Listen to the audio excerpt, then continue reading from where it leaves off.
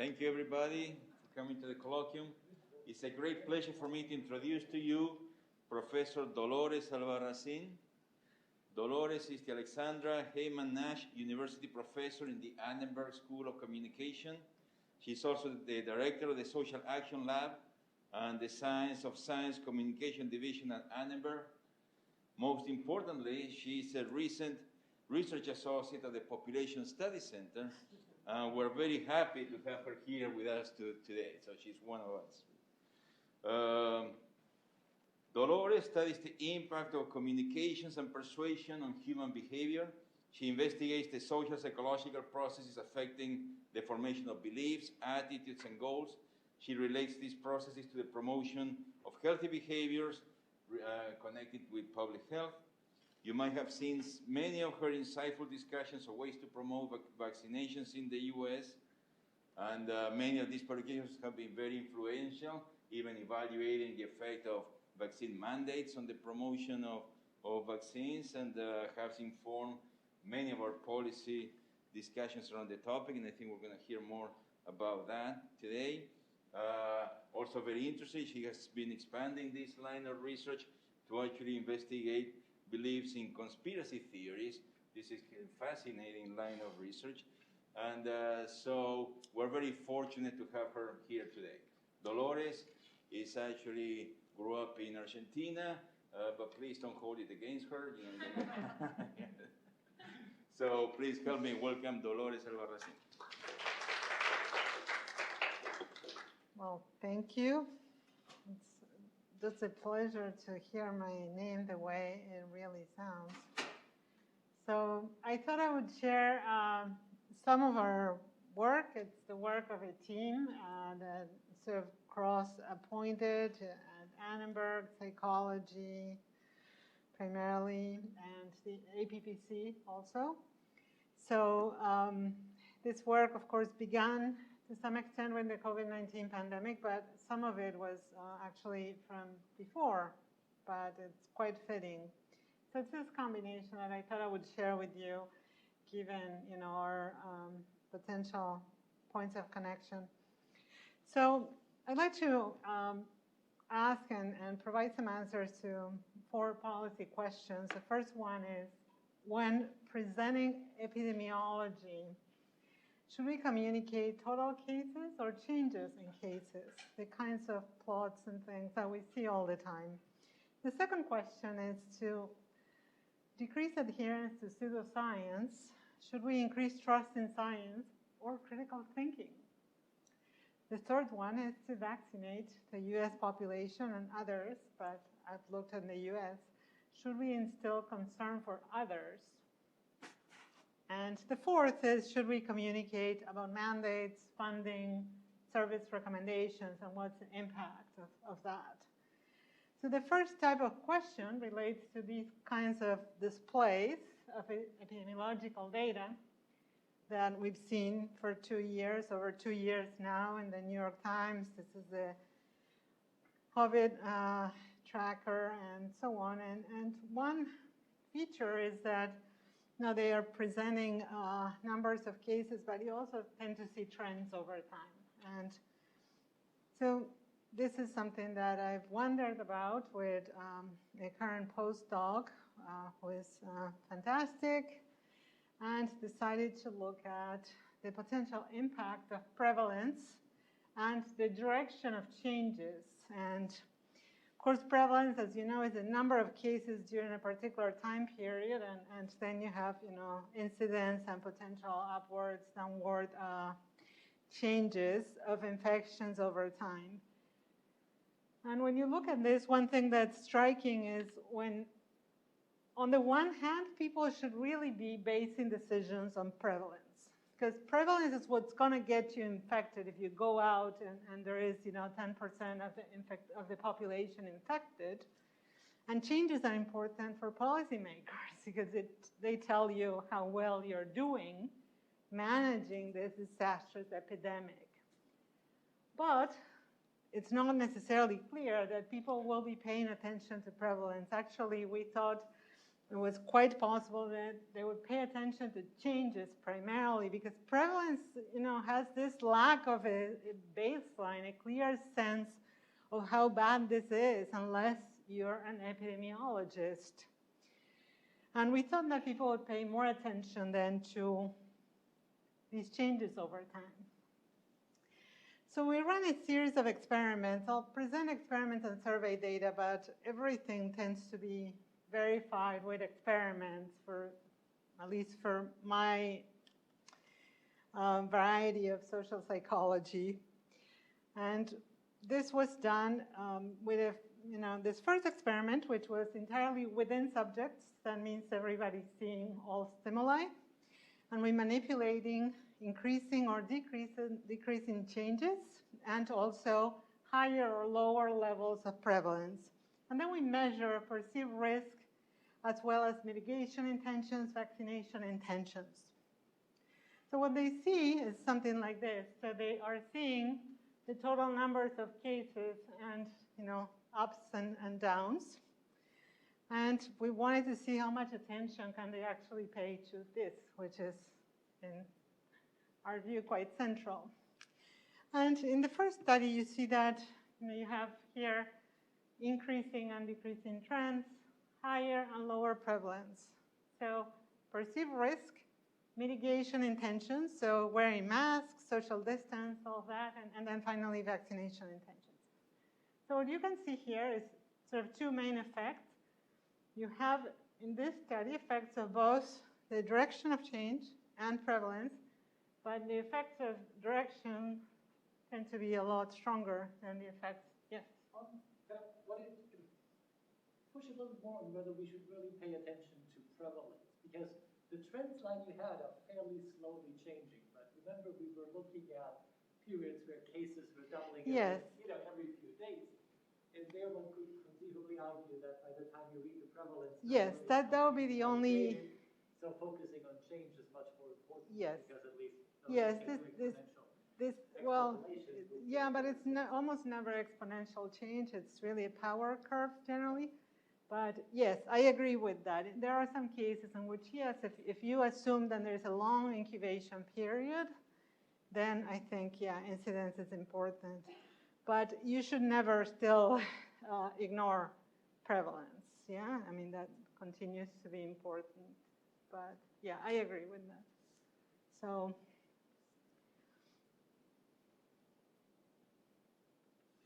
the second experiment was pretty much the same, again within subjects.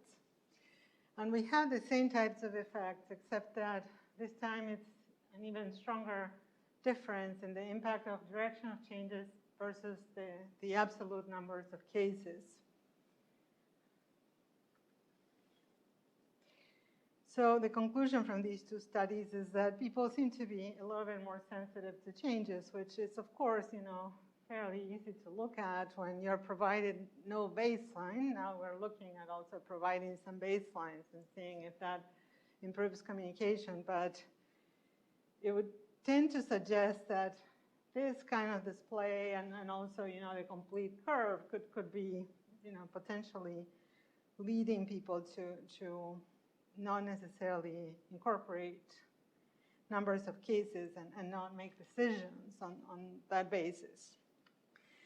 So we also wanted to see, well, what would be a possible solution, and we're looking at others, but the one that we looked at here, and you can ignore here peak, because we've looked at all kinds of different issues on the curves, but this is what I'm concentrating on today. Here we decide to say, well, what if people only see one, as opposed to when you're presenting several, then obviously the degree to which you can assess variability is different. What if you only see one? Would that change things? And would you be able to pay one direction more attention to prevalence? So this time they are only seeing curves that are either increasing or decreasing. So what happens? Well, what happens is that now prevalence appears on the x-axis, and you have, again, perceived risk and intentions here. And the trends are the two lines. You can see that both factors are having an influence, but now prevalence is having a much stronger effect. There's also a bit of an there is actually a significant interaction that suggests that prevalence is, less important when things are getting better also, which would be something you might expect. But it's a very weak pattern. I think our main conclusion is that when you only present things in one direction, now they can incorporate the prevalence information. So that's policy question number one. What should we do? I think we have to really play up total and daily cases to some extent and de-emphasize change if you want people to be paying attention to the absolute numbers. Because normally the tendency, and I mean this is a psychological feature in general, possibly the attention to change. Yes? Yes. Can you tell us something about the sample? Because you had a sample of 800 people in the second case and like 300 people in the first case. So how do you draw the sample? Yes. What is the age distribution, education, and so forth? This is, it's all online panel. So this panel is a national representative sample. It's a quota sample by a survey company.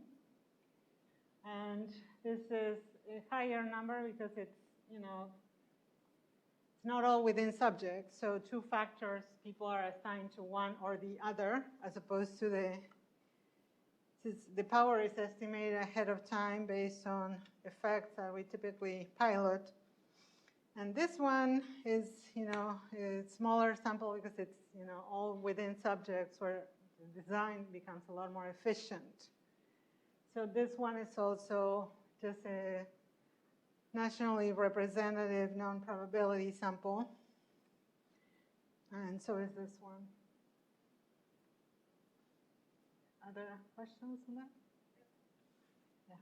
Just a quick question. So what's your psychological interpretation of why people focus on the change? Is it something like they imagine themselves as, this person didn't have the disease and now they have a disease, whereas if you just present the prevalence as sort of static, so it conveys additional information? Yeah, that's a good interpretation. Our main interpretation is that you perceive changes in everything. You judge based on changes, and this is not something that has any kind of natural baseline. But, that could be as well. Yes? Just picking up on, is there also something about the person, the people reporting this? And I'm thinking about, this is a question that also relates to other things. For instance, demographic change. And you have people reporting percent change in the Latino population. They tell you, it's 100%. But it went from 1,000 to 2,000. And you're like, what? And so but then there's something about making the sensationalist argument or a more prominent, I feel I'm guilty of that myself. Somebody said it's the proportion that I want to put a big number there or something. But is there something about that in what produces these things? The reporting by the participants, Yeah, or depending on what you're trying to stress in the reporting or something. yes, of course. Yes, if you have 1% prevalence and a tenfold increase, and you're trying to emphasize how bad it is, that would be it. I think these curves are designed to truly, show the data in an accurate fashion. So I think from the designer standpoint, they are not trying to sway your opinion necessarily one way or the other, but inadvertently they are. But following up on this point, it's like you can have a small increase in the total number, but a huge percentage increase. That's because it starts with a small base. So the prevalence should make a difference. So why is it that the change matters more than the prevalence, or did you say that they go together? Because if you have 1,000 people versus 100,000 people, and you add 1,000 people,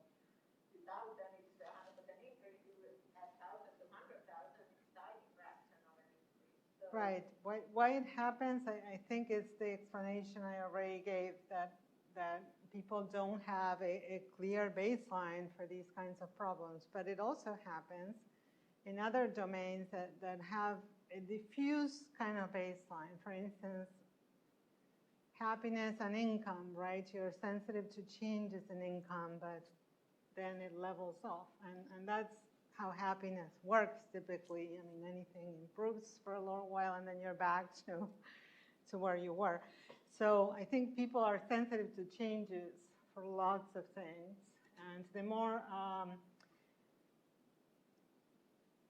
abstract, unknown, difficult to pinpoint, the more they focus on changes. And even though the curves are very concrete for the public health official who produces it or the academic who does, they're not for the population.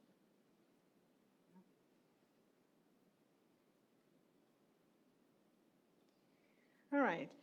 So the second question, which is something that we actually started before the pandemic, is about the potential for trust in science to fix a lot of the problems that we've seen during the pandemic and beyond that, especially since 2016 and on, but these have existed for a very, very long time. I was hearing some of these conspiracy theories in Argentina a very long time ago.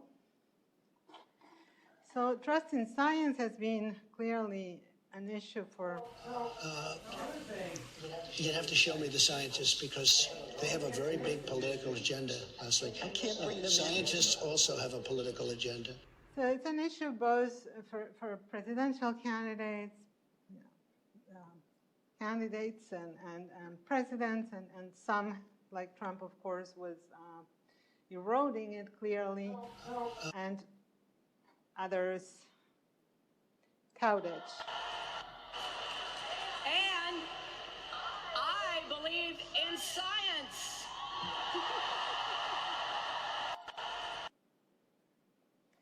And you also see it. So let me be clear. I trust vaccines, I trust scientists, but I don't trust Donald Trump. So the reason they emphasize it is, of course, what we've seen, but also because social scientists like us have convinced almost everybody that trust in science is on the basis of a lot of the problems, which is undeniable in many ways, but that creates the situation that if we just increase trust in science, that will be the fix-up for all of this. But in reality, as you know, not everything is reversible, and just because something is the cause, it's not necessarily the solution. So we wanted to see what was up with this, especially thinking that when you increase trust in science, you make the population potentially vulnerable to all the pseudoscience that we've seen. Vaccination, GMOs. There are lots of different areas in which this is quite significant. So you could contrast that with simply making an audience critical of what they read. You could also contrast it with creating more discrimination for better sources of information. But trust in science in and of itself, we thought, may not protect and may actually make people vulnerable to pseudoscience. So we had experiments. This is all experimental, but in most of them, there are some factors that are actually measured. So again, it's similar samples. The first one is, again, a quota sample of sorts, then mTurk, which we see as the cheaper alternative. Things tend to replicate when you're manipulating things, but they have some features for those that would be important to some of you. And we manipulated the content of a message they received to be either scientific or less scientific. And then we measured trust in science and methodological literacy in 2 studies. So the typical design, 3 studies actually, the typical design is they get one or two messages in one. The information, which in this case is a story that was modeled after SARS, the first one. And there is a made-up virus that was supposedly bioengineered by terrorists. And that's presented either formally in a scientific-looking way or in a very activist, conspiratorial style. Otherwise, the claim is the same. There's another that's based on actual websites about GMO, anti-GMO activism, which we took just straight from there, that are very scientific in nature, compared with something that's a little bit lighter. So it would be something like this for GMOs. There's this study that's now retracted because the study was based on like 12 rats from a species that develops tumors, but it's the sort of main piece of evidence in the anti-GMO activism, and it shows that the rats develop these tumors ostensibly because when they consume GMO corn. And then we had a similar one with a lamer looking rat, and everything is just more informal. And you can read it, it's published, but it's all more the emotional style. But this is also the same type of activism in a scientific way. And different versions just to control and make sure it's not the actual message. So we measure beliefs. The information is, strong, meaningful, etc.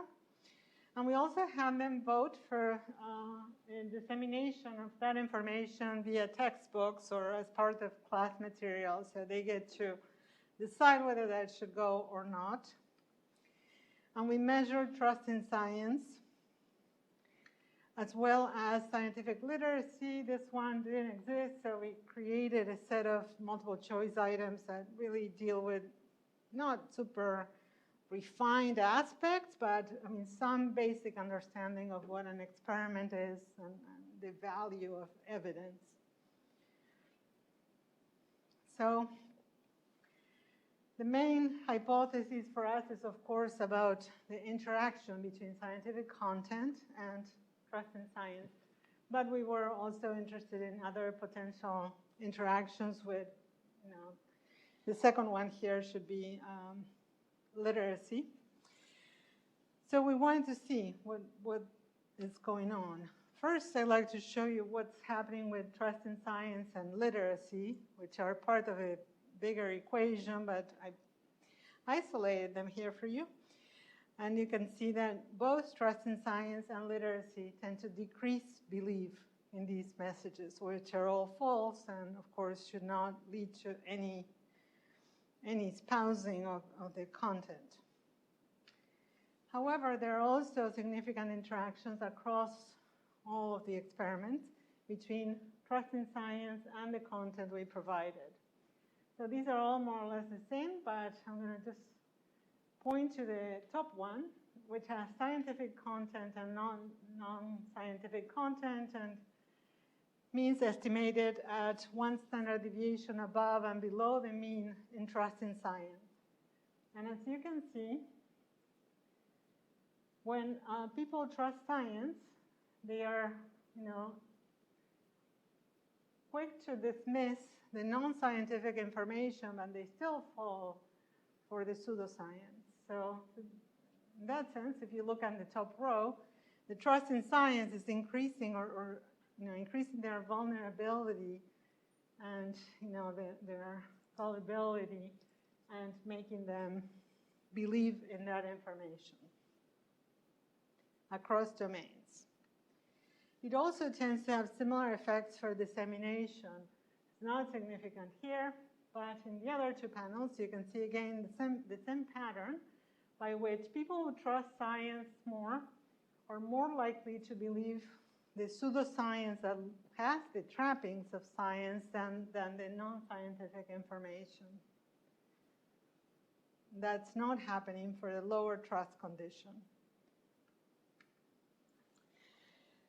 Because in that case, in both trust and literacy are individual differences. We also wanted to manipulate them. So we cross contents, where mindset manipulation with trust, critical evaluation, and a control condition. So what we did was to have people come up and write about examples in the critical mindset, three examples of people needing to think for themselves, who do not blindly trust what media and other sources tell them. Could be from science or other types of information, history, whatever. The trust in science mindset, which has people come up with examples in which science has actually saved lives, benefited humanity. And the control one, which is think and name three landscapes that are interesting to you. So it's a small effect, but what we find here is actually a main effect of the mindset, which shows you have control, critical mindset, trust in science mindset. And here what we see is the only one that protects you is the critical mindset for the information across the board. So with that, I would argue that we have to really invest more on making people critical rather than make them trust science, which is also, you know, an enterprise that's fundamentally skeptical rather than based on just sheer trust. I mean, we do have to trust the methods and then the data are not fake and so on, but there is a level of skepticism that to some extent we fail to want to transmit to the general population. The third question is, you know, they're all somewhat different, but relate to COVID-19. The third one is, how about concern for others? This is a type of, you know, approach that's advocated, that's being used, that makes sense because we're still trying to figure out if there is something like herd immunity for COVID or not, but in any case, we know that the more the merrier and the more protective the community gets. So we wanted to look at that, this idea of instilling concern for others. And here we have competing hypotheses actually about the potential for concern for others. What would happen? And we looked at this in a rural-urban comparison. So you have to kind of situate yourself in this context in which we're comparing the impact of concern for others in different contexts. So one possibility is that on the one hand, my behavior has more impact in densely populated areas. So if I prevent infections, I prevent more if I'm in a dorm or live in center city than in rural Pennsylvania.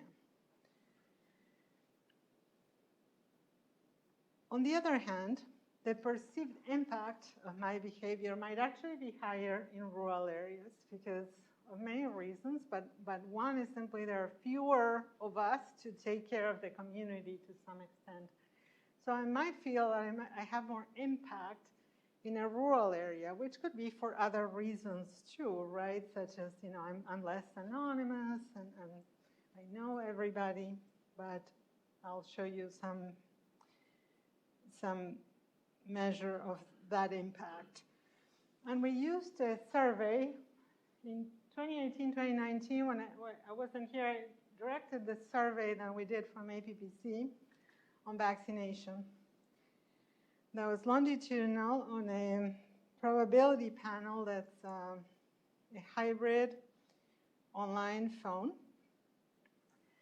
So we were looking at various aspects of, you know, vaccination, variables, and also actual vaccination against the flu, which is the one that you can actually get for adults. Yes? So communicating concern for others suggests to me some kind of altruism. Yes. Whereas concern about my impact is a very egocentric. Yeah, It's yes, very it's true. different. It's concern about my impact on others, but yes, you will see how they work out. I mean, that's everything about altruism, right? That we do it for others, but we ultimately have to feel that it's impactful. And some of the theories, of course, say it's just, you just do it to, elevate your self-concept or something like that. But impact is typically implicated, and you donate if you think you're going to have an impact, and so on. So this survey had vaccination data for the flu shot over that season for a number of waves, and we could link participants to the counties with different levels of urbanicity, something that you all know more than I do, I'm sure. And then we had experiments. So what we found is the same. These are all, indices of urbanicity. We're predicting vaccination based on concern for others and a bunch of controls for demographics and everything else our reviewers could think of. And as you can see, it's the more rural areas that have the steeper slope in all cases. So in rural areas, it seems like concern for others matters more in determining vaccination than... You have said this, right? Other concern is something you measure through a question? Yes, we measure both over time. And this is from... How do you measure other concerns? Concern for others is receiving the flu vaccine will protect my community, will protect my neighbors. So it's a little scale.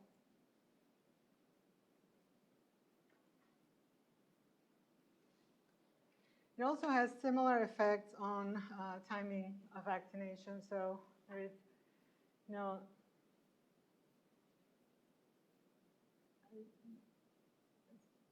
wouldn't call this deep with this shape, but yes, there is a stronger impact in getting people to vaccinate earlier, of concern for others, when they are in areas that are more rural than urban. Yes. Social density, how do you measure social density? It's not just urban rural residents, right? You say social density is just like if you live in a big city or if you live in a rural area. These are indices for all the counties in the U.S. So proportion of, they're all intercorrelated, but... Right, but I'm just asking how do you measure social density?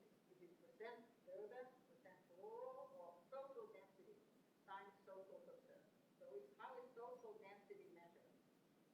Is it just the residence where you live, or is there some other measure? It's where you live. It's the county. It's your county. Just the county you live, and Yes. then percent urban or rural. Yes, of that county. Yeah.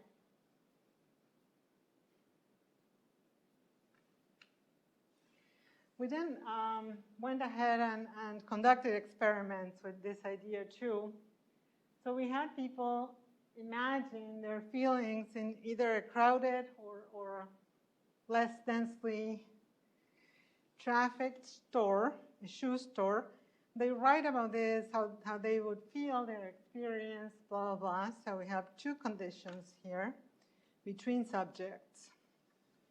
And after that, they get one of two messages. One, both are, in this case, about the COVID-19 vaccine. We have also one about the flu shot, which is, I'm not presenting this for the sake of time, but they show the same thing. And at this point, this was done in June 2020, so we were all expecting that the vaccine would eliminate this, when we still believed that was possible. And one condition emphasizes that the vaccine will protect your community, or just it would protect you from serious consequences. And after the message, they also get to describe the benefits for others and the benefits for themselves.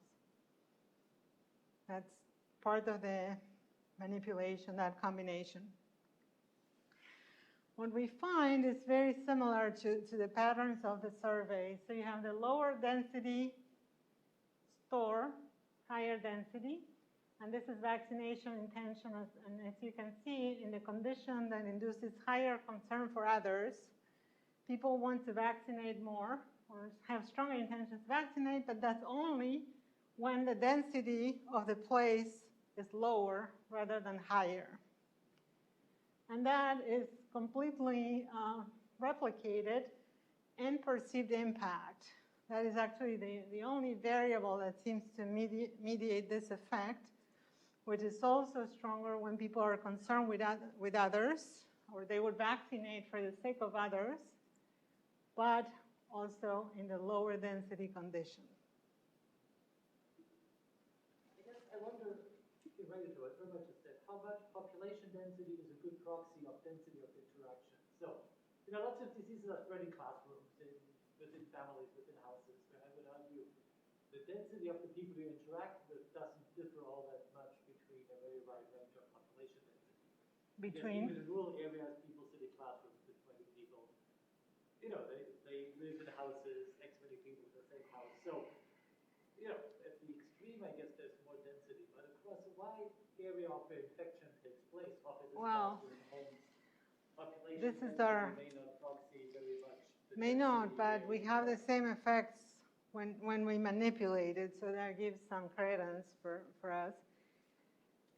We didn't find any other variable of everything that we looked at, whether it's diversity of the regions, political leanings, or anything that would account for that effect. So yes, you could also, you could think of other aspects, like, if people in rural areas have more crowded homes, which might be the case, just based on income.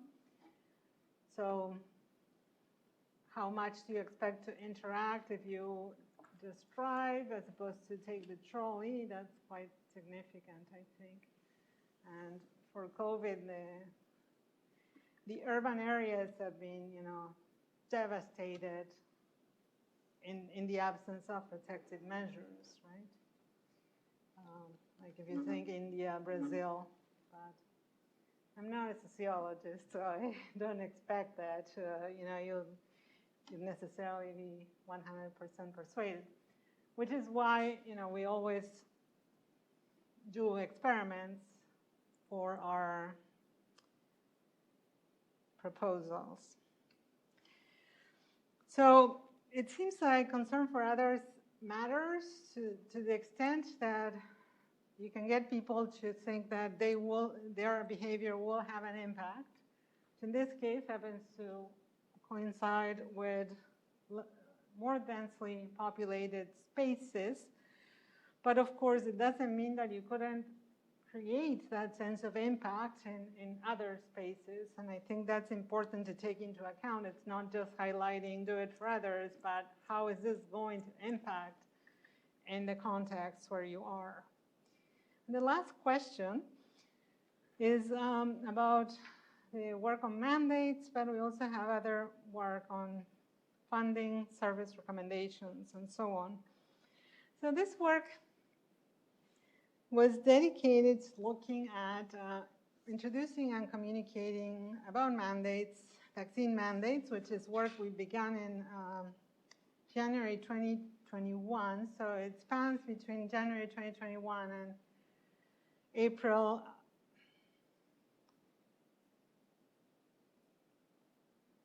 10.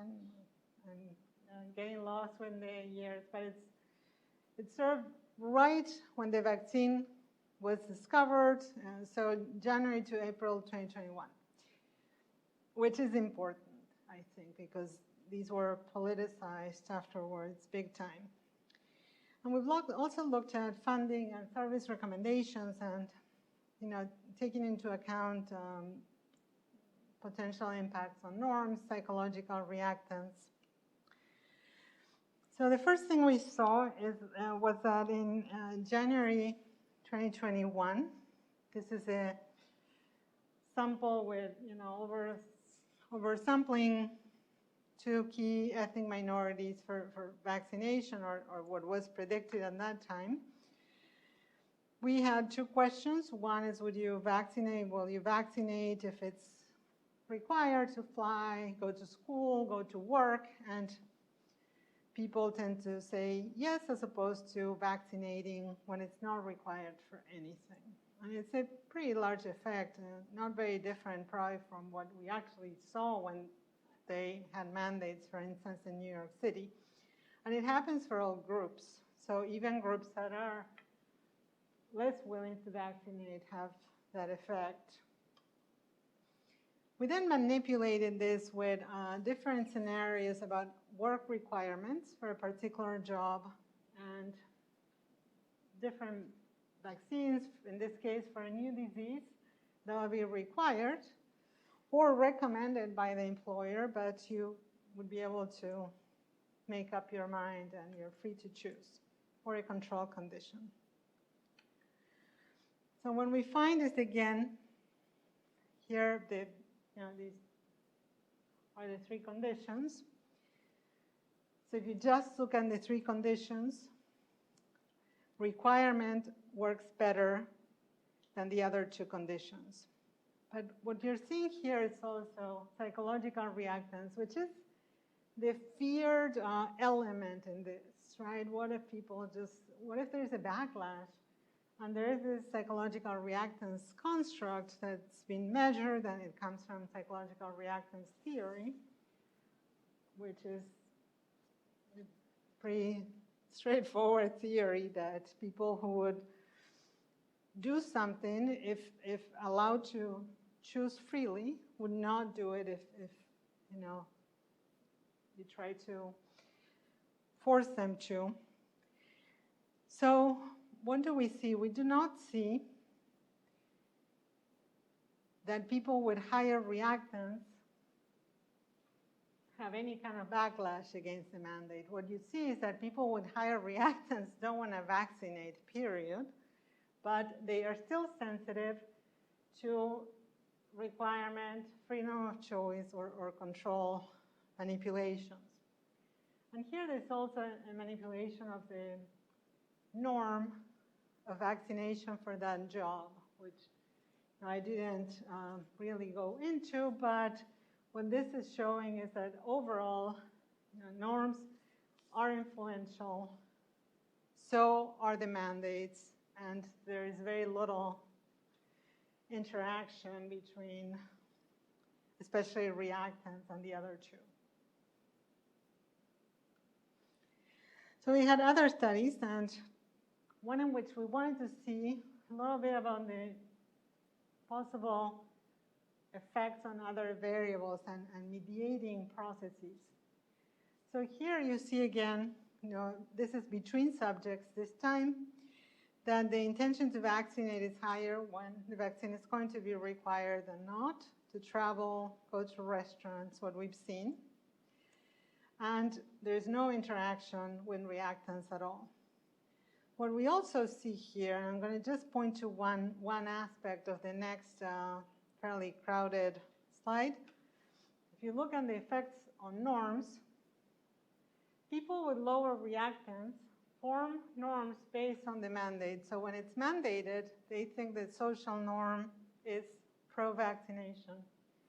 Whereas people with higher levels of trait reactance tend to not be affected, and if anything, it's a little bit in the other direction. So what this means is, these folks are internalizing the mandates, and they create norms and they see benefits. This group simply does it. But we still thought that was better than not wanting to vaccinate at all. Some people are, less convinced that we should use mandates. So they influence intentions directly for some participants, and for others they form norms, they see all the positives, and they want to vaccinate for that reason. But at that time, all of them wanted to vaccinate, even if you split them by take into account political ideology, they work also across the spectrum.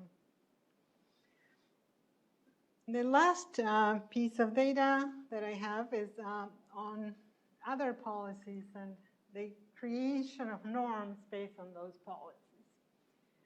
We have both the same survey that I showed you before, which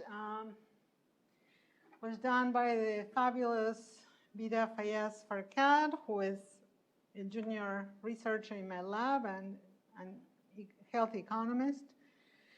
So what we did was we linked the county to policies about vaccination, and specifically in this case, vaccination exemptions, so all the exemptions for non-medical reasons, and the amount of state funding allocated to immunization programs for each county.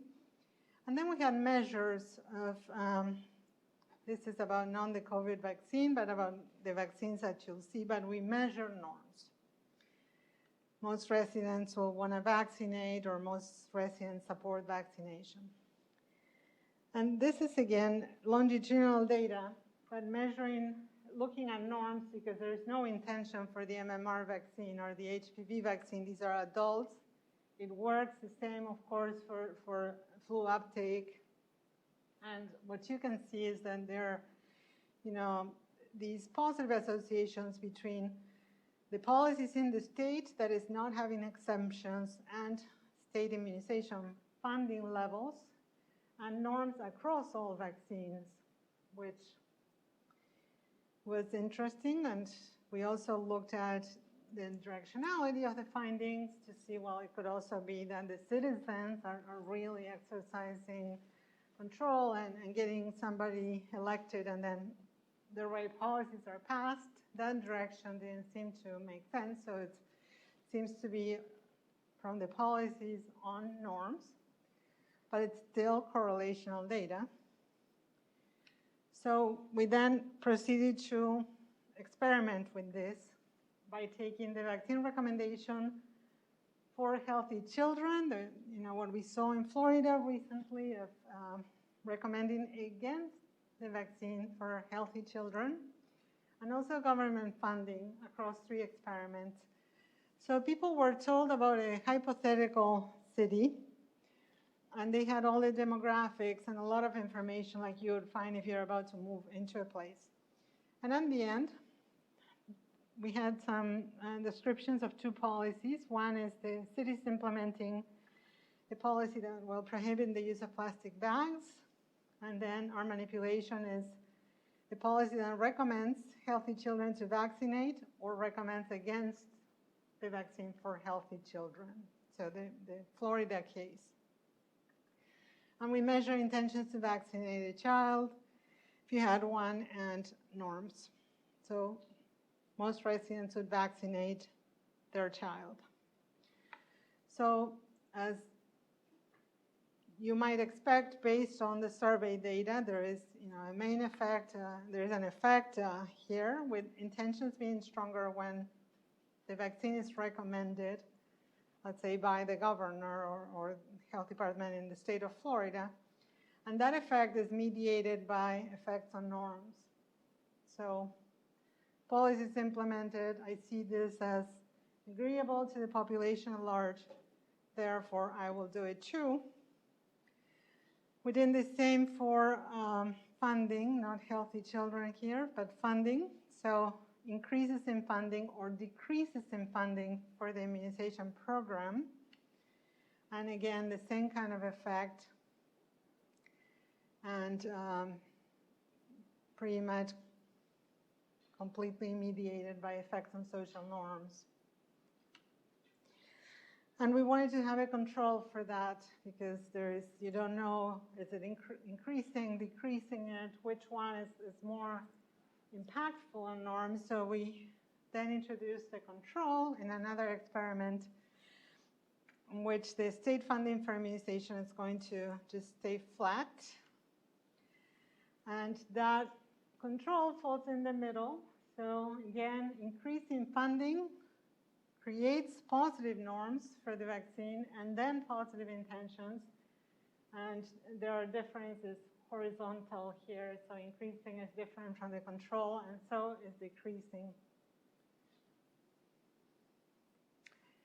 So for the last question, I think obviously we would say not only that we need these policies, which is clear, but also that we need to be constantly communicating about these policies, because communications about these policies actually have a lot stronger effects than anything else you can communicate, which wasn't something we were necessarily expecting.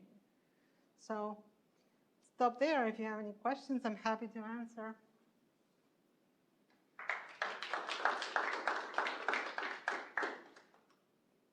Questions, comments? I have missed that on the last question. How did the plastic bag policy play into it? It's part of the cover story. So we make a sort of city description that has multiple things. We don't want them to realize it's to decrease the demand effect, which we measure also. So we measure it, but we're not interested in it. So I don't know, but I'm sure it works too. But yeah, I haven't looked at that myself. Yes. There's also social norms really interesting part because I think social norms are very difficult to change, but you suggest otherwise. I'm curious though what that effect means, because if you're an epidemiologist, you might think if you think everyone else is getting vaccinated, there's less reason for you yourself to get vaccinated. In fact, you find the opposite. Yes. So is the inference that people are discerning that the vaccine isn't risky if other people are being safely vaccinated, or what's the mechanism? For norms?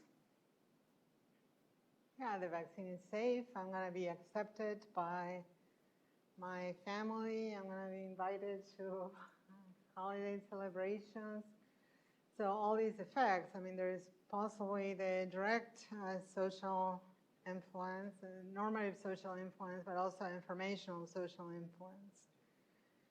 But for some of these policies, I think the predictions would be very different. Like for mandates, if you mandate it, well, it means nobody wants it. Otherwise, why would you mandate it?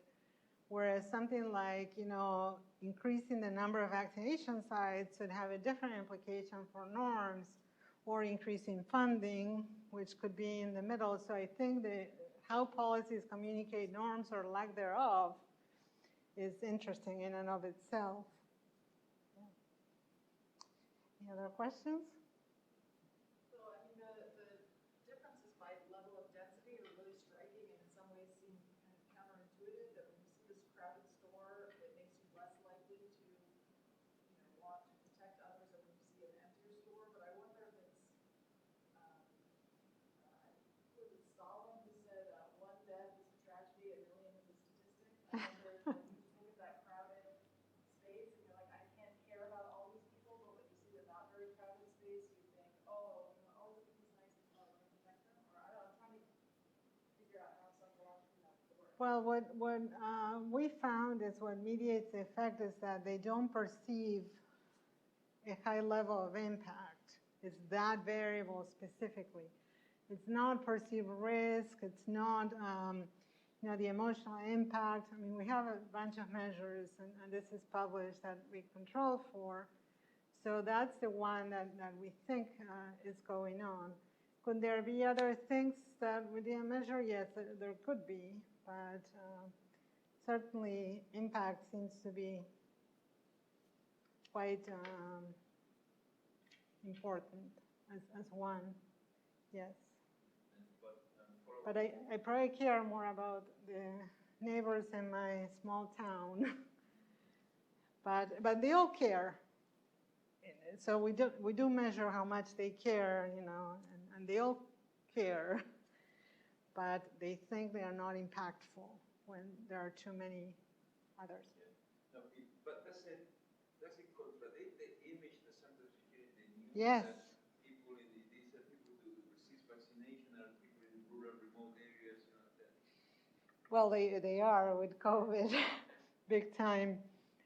So for other than COVID, it's kind of the data that we studied, at least at that point when we published this, were kind of all over the place. There wasn't a clear gap it was for different vaccines. Like they wouldn't want the HPV vaccine, but they were similar for the flu. West Virginia is a model state for all vaccination, but then not so much COVID. So, but it does contradict the idea that the city is selfish and the country is, more sociable or altruistic. And we do not find differences in altruism in the end, just an impact. One final question. Yeah. Okay. So my question is related to your policy question too. So I think increasing trust in science or developing critical thinking is kind of this fundamental change in mind. So, and it's nothing that happens with whatever, some messages. And it's probably a much more long-term process to increase, that people, Absolutely. especially adult people, change their trust in science when they start suddenly to develop critical thinking. And critical thinking is something that you start to develop already, at younger ages. Absolutely, yes, So, yes. So in terms of policy implications, I'm just wondering whether you looked at more kind of, what is the impact if you increase trust in healthcare providers, given the fact that people do have interactions, pretty frequent interactions with healthcare providers, or the impact of some community leaders, such as church leaders and so forth, or, just looking at, what is the impact of this? Right. Well, These key players and stakeholders within the communities to increase vaccine acceptance and etc., rather than coming up with this fundamental question: if I increase trust in science or critical thinking, what will happen? Which is something. yeah, I agree. Yes, but we were interested in that. Yes. We need very fast responses. Yes, I'm not saying that this is going to give you a fast response. We were just interested in it because we were interested in pseudoscience, which would not apply to, religious leaders and so on. And we started pre-COVID, way pre-COVID. So absolutely that, generally there is high trust in primary care providers, lower trust in CDC, typically very high in religious ministers. So those are things that we look at in other research, but in this case, this is what we looked at. Do I still think, the policy implication, the big one is that the key thing is going to be improving, the educational outcomes and making sure that, K-12 is accountable for transmitting these specific, I think they should also trust science. I don't think that increasing trust in science today is going to do anything, but of course I still think it's overall a positive, but even more critical thinking, I would say, which is even harder to attain. All right, thank you. Thank you.